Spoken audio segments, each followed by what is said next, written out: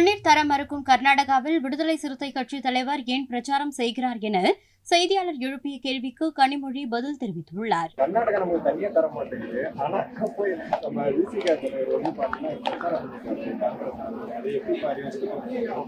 இது கர்நாடகா தமிழ்நாடு பிரச்சனையாக எல்லாம் நம்ம பார்க்க முடியாது. அதை தாண்டி இந்த நாடு காப்பாற்றப்பட வேண்டும், இந்த வெறுப்பிலிருந்து இந்த நாடு பாதுகாக்கப்பட வேண்டும். அதுக்கப்புறம் தான் வந்து அடுத்த விஷயங்கள்லாம் நிச்சயமா நமக்கு தண்ணி வேணும், நமக்கும் அவங்களுக்கும் இஷ்யூஸ் இருக்கு, அதை யாரும் மறுதளிக்கல.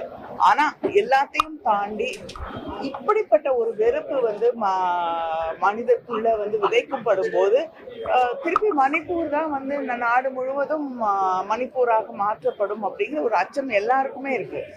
அதுல இருந்து மக்களை பாதுகாப்பது வந்து நிச்சயமாக எந்த தவறில்லை. அண்மை காலத்தில் ஒரு மாதத்துக்கு முன்பாக பள்ளிக்கரணையில ஒரு ஆணவ கொலை அவங்க மனைவிக்கு உரிய நடவடிக்கை எடுக்கலன்னு சொல்லி சூசைட் பண்ணி இருந்திருக்காங்க. அவங்க பெற்றோர் ரிலேட்டிவ்ஸ் வந்து அவங்க உடலை வாங்க மறுக்கிறாங்க.